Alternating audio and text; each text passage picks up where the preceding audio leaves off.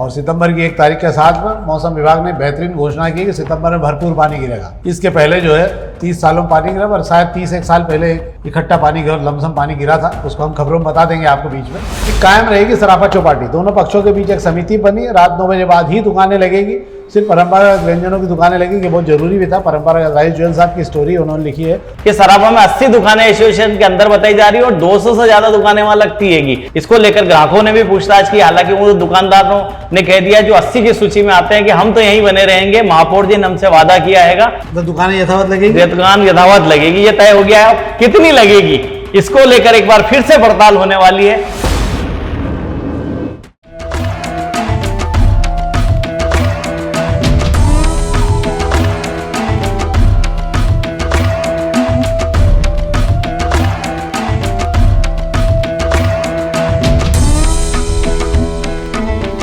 नमस्कार, शाम के अखबारों की चर्चा चाय के साथ। नया महीना शुरू हो गया, आज सितंबर 1 तारीख है, और सितंबर की 1 तारीख के साथ में मौसम विभाग ने बेहतरीन घोषणा की कि सितंबर में भरपूर पानी गिरेगा। इसके पहले जो है 30 सालों में पानी गिरा, और शायद 31 साल पहले इकट्ठा पानी गिरा, लमसम पानी गिरा था, उसको हम खबरों में बता देंगे आपको बीच में। पानी गिरा था, तो उम्मीद है अभी भी हमारे पास, हालांकि पानी बहुत कम है, अभी कम से कम 40 इंच पानी शहर को चाहिए, और 22 या 23 इंच में गाड़ी रुकी हुई है महीना पूरा। हालांकि जो कोटा होता है वो 6 इंच का ही है केवल बारिश का, कहाँ सितंबर में। पर अगर ये 12-13 इंच पानी गिर गया तो सितंबर में, अक्टूबर में हमारे पास में थोड़ा ठीक हो जाएगा। अभी तालाब सब खाली पड़े हैं, केवल जसवंत सागर का पानी लबालब भरा है, वो भी आसपास के कारण। तो ये है जो बेसिक जानकारी थी। शहर में आज जो है चाट चौपाटी जो सराफी की, उसको लेकर भी एक लंबी चर्चा हुई है, वो हम आपको खबरों में बता देंगे, जो अच्छी खबरें हैं। और उसके अलावा आज महिला मोर्चा का एक ज़बरदस्त प्रदर्शन था भाई कांग्रेस कार्यालय पे अच्छा जोरदार प्रदर्शन था, उस पर हम राजनीति में चर्चा करेंगे। तो शेखर जी शुरू करें अपन? जी बिल्कुल। तो आज हम पत्रिका खबरों शुरू करें। पत्रिका खबर में एक खबर बहुत अच्छी है, आज पहले पेज पे है, और ये है कि इंदौर विकास के लिए 1700 करोड़ का लोन उठाएगा आईएफसी। ये जो आईएफसी के सैद्धांतिक मंजूरी मिल चुकी है, और नगर निगम को सबसे कम दर पे ब्याज पे मिल रहा है। फिर मैं सोचता हूँ 8% पे ब्याज तो उठ ही रहा होगा, इससे कम पे तो क्या मिलेगा ब्याज पे। और ये पैसा जो है ये शहर के विकास में आएगा, नर्मदा के चौथे चरण में आएगा, नई बिल्डिंग में पैसा खर्च होगा, धार रोड पे चालू होगा, कई जगह खर्च होगा। नगर निगम इस तरफ से टेंडर जारी कर रहा है बिल्डिंग और पुल को लेकर। 1700 करोड़ का लोन है। क्या इसका शहर चकाचक हो जाएगा, क्या होगा? शहर चकाचक होना हो, नगर निगम की बिल्डिंग जरूर चकाचक हो जाएगी। नगर निगम 1700 करोड़ रुपए का लोन लेने वाला है। इसके अंदर ये कहा जा रहा है कि 1200 करोड़ रुपए से इस शहर को अमृत 2 में नर्मदा का चौथा चरण का पानी आएगा। मतलब नर्मदा पे जो हमारी जो निर्भरता है वो अभी भी बनी रहेगी। 3 चरण आ चुके हैं और चौथा चरण लाया जा रहा है। वजह यह है कि 29 गाँव को जब हमने शहरी सीमा में शामिल किया गया था, उसके बावजूद जब शहर की पूर्ति नहीं हो रही तो गाँव की पूर्ति कैसे होगी, इसलिए अमृत 2 की बात कही जा रही थी। और कई सालों बाद अब अमृत 2 का नंबर आया है, और इस लोन के लिए शुरुआत कर दी गई है। 500 करोड़ रुपए में नगर निगम की नई बिल्डिंग बनाई जाएगी। साथ में चंदन नगर ओवरब्रिज की बात है, और भी वर्कशॉप को जो है हाईटेक किया जाएगा। अब ये आपको मैं बता देता हूं कि 1000 करोड़ का लोन नगर निगम का पहले से चल रहा है, जो 2028 में पूरा होगा। यही सोचकर नगर निगम नया लोन ले रहा है कि पुराना हमारी जो देनदारी हम खत्म करने जा रहे हैं, पर इस बार जो लोन है सीधा डबल के करीब ले जा रहे हैं। मतलब 1000 करोड़ की अभी हम किस्तें चुका रहे हैं, और जो खत्म हो जाएगा 28 में, उसके बाद 1700 करोड़ की उसके पहले ही चालू हो जाएगी। वाह, पर चलिए शहर के विकास को लेकर कुछ रफ्तार भी मिली तो ठीक है। योजना बेहतर तरीके से बनना चाहिए। शहर का दुर्भाग्य है कि पैसा तो आता है पर योजना सही तरीके से नहीं बन पाती, और उसका परिणाम भी शहर को भोगना पड़ता है, और बीआरटीएस इसका सबसे बड़ा उदाहरण है। अब हम प्रभात किरण खबरों की बात कर लें। प्रभात किरण खबरों में एक खबर महत्वपूर्ण है जिस पर हम आपसे बात करेंगे। एक तो 2-3 खबरें, हाँ ये है, पैसा लिया तो लौटा भी दिया।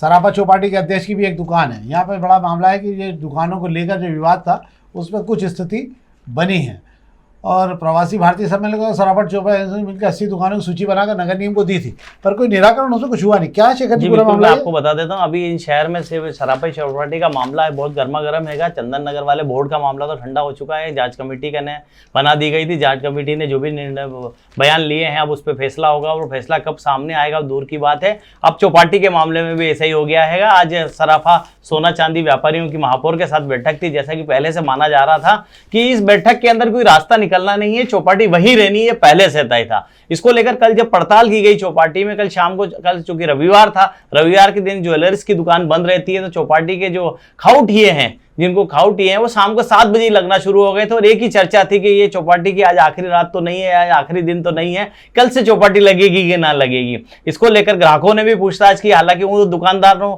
ने कह दिया जो 80 की सूची में आते हैं कि हम तो यहीं बने रहेंगे, महापौर जी ने हमसे वादा किया हैगा, बाकी दुकानें कम हो जाएगी। पर इस 80 में भी एक पेच फंसा हुआ हैगा जो दुकानदारों के बीच आपसी जो है खुलासा करता है कि इसके जो अध्यक्ष हैं, उनके अध्यक्ष ने कल एक जो उनके 80 जो एसोसिएशन के 80 सदस्यों का जो ग्रुप बनाया उसके अंदर जो एक खुलासा किया कि एसोसिएशन के सदस्य बढ़ाने को लेकर कुछ पैसे ले लिए गए, कुछ लोगों से पैसे ले लिए गए। मैं इसलिए आपको बता रहा हूं कि सराफा में 80 दुकानें एसोसिएशन के अंदर बताई जा रही है और 200 से ज्यादा दुकानें वहां लगती हैगी, तो बाकी लोग कहां जाएंगे? 80 के ऊपर वाला 81 का क्या होगा, 82 का क्या होगा, ऐसे 200 तक जो जाते हैं। उन लोगों ने इसको लेकर ये कहा गया कि पैसा लेके कुछ लोगों ने कहा सदस्य आपको बना लिए जाएंगे, तो लोगों ने कुछ पैसा दे भी दिया गया। जब एसोसिएशन की किरकिरी होने लगी, अध्यक्ष की किरकिरी होने लगी, तो उन्होंने वो पैसा वापस लौटाया है। अब किस किस को पैसा लौटा है, कितना पैसा लौटा है तो अलग बात है, पर यह जरूर तय हो गया कि सूची में नाम बढ़वाने को लेकर पैसे का उगाई भी शुरू हो गई थी और एक लंबा खेल होने वाला था, जो मुझे लगता है कि उस पर पटाक्षेप होने के बाद उस पर रोक लग सकती है। पर इस प्रकार के खेल होते रहते हैं हमारे यहाँ। इसी से जुड़ी हुई खबर पे हम बात कर लेते हैं पहले कि कायम रहेगी सराफा चौपाटी। दोनों पक्षों के बीच एक समिति बनी, रात 9 बजे बाद ही दुकानें लगेगी, सिर्फ परंपरागत व्यंजनों की दुकानें लगेगी। बहुत जरूरी भी था। परंपरागत राइस ज्वेल साहब की स्टोरी उन्होंने लिखी है। शर्तों के साथ व्यापारी और दुकानदार के बीच समन्वय बनेगा। मंत्री, महापौर, विधायक ने भी सहमति दी जा चुकी। क्या है पूरा? बिल्कुल आप सही कह रहे हैं। जैसा कि मैं आपको बता रहा हूं कि बैठक के पहले ही तय हो चुका था। 2-4-5 दिन से जैसा माहौल बन रहा था उससे लग रहा था कि सराफा जो ज्वेलर्स जो हैं, जिन लोगों ने ओटले किराए पे दे रखे हैं, जिन्होंने दुकान के बाहर जगह किराए पर दे रखी है, वे सिर्फ सुरक्षा के नाम पर इसका विरोध कर रहे हैं। और महापौर को के जो पहले ही कह चुके थे कि चौपाटी नहीं हटेगी, MIC में संकल्प पास है। और ज्वेलर्स जो थे वे कैलाश जी के पास भी पहुंचे थे और उन्होंने जिस तरीके से उस दिन डायरेक्शन दिया था कि जो महापौर तय करेंगे वही होगा, इससे व्यापारियों को भी समझ में आ गया था कि महापौर से बाहर बात जाएगी नहीं। इसलिए आज जो बैठक हुई और बैठक के अंदर सीधा सीधा निर्णय कर लिया गया कि 9 लोगों की एक समिति बना लेते हैं। इस समिति में 3 लोग जो है सराफा चौपाटी के रख लेते हैं, 3 लोग जो है सोने चांदी जेवरात एसोसिएशन के पदाधिकारी रख लेते हैं, 3 नगर निगम के हो जाएंगे, MIC सदस्य आ जाएंगे, एक महापौर खुद रहेंगे और एक अफसर को उसमें रख लिया गया है। अब ये कमेटी जांच करेगी, रिपोर्ट देगी, सुरक्षा के इंतजाम करेगी, सारी चीजें करेगी और ये चीजें वापस जो है कागजों में घूमती रहेगी और वही हुआ जो हर बार होता है कि वापस ये जो विवाद बना हुआ था ठंडे बस्ते में चला गया है।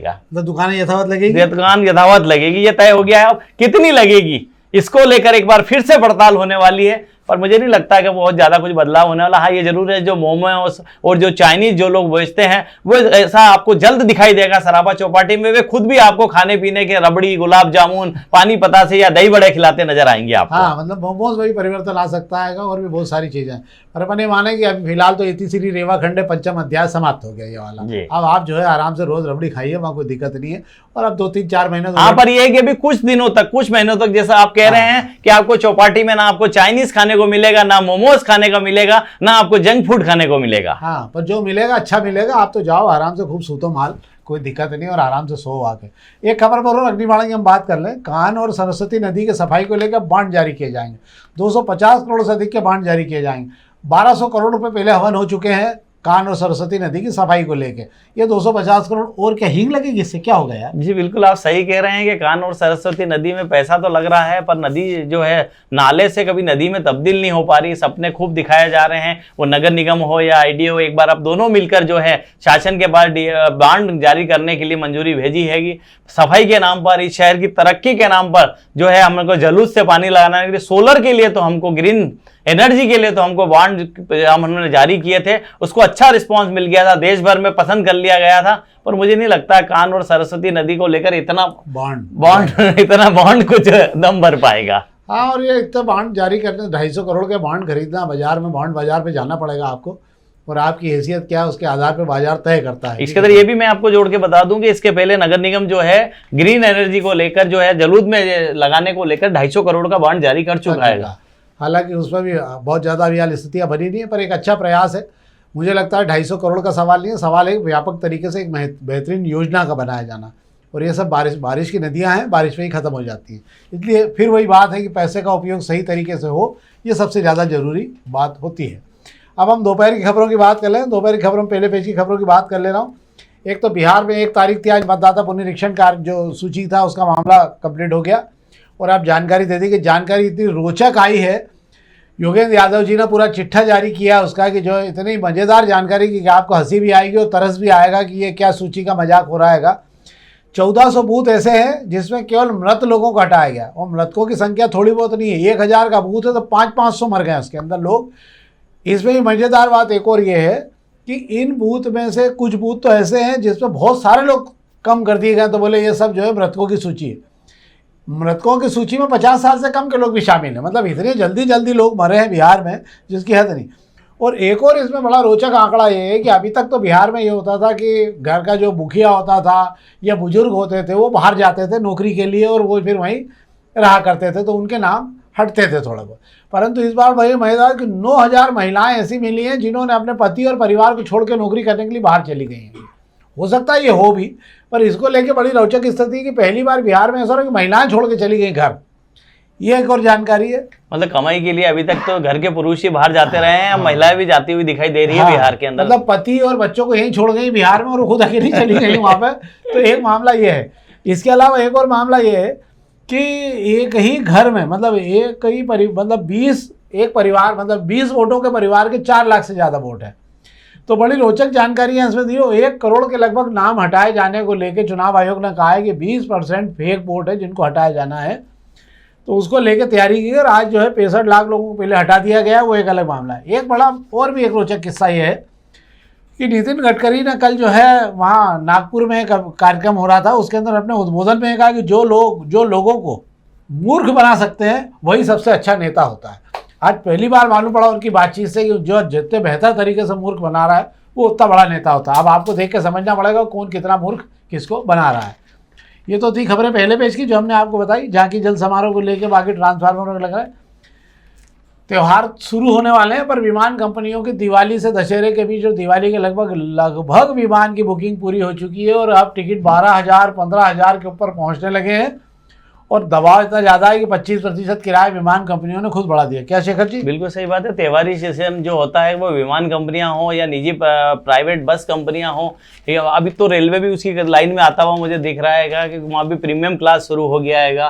तो ये सारी चीज़ें जो है त्यौहार के मौसम में दिखाई देती, जब इन्हें पता है लोगों की ज़रूरत है अपने घर की ओर लौटने की, अपने परिवार की तरफ मिलने जाने की, आने जाने में उन्हें मोटी रकम खर्च करना पड़ती है। हालांकि लोग भी समझदार हैं, तो समय से रहते हैं, जितनी एक लिमिट है कि कितने दिन पहले जो है बुकिंग खुलती है उस समय अपनी टिकट बुक कराते हैं। हालांकि उसमें भी जैसे आप बता रहे हैं कि 25% ज़्यादा देना पड़ रहा है, वो ठीक है आज पूर्ता है, लेकिन जैसे जैसे त्यौहार नजदीक आएंगे ये 25% आपका 50 में कब तब्दील हो जाएगा, 50% का टैरिफ लग जाएगा। जो हो जाए वो ले लीजिए आप।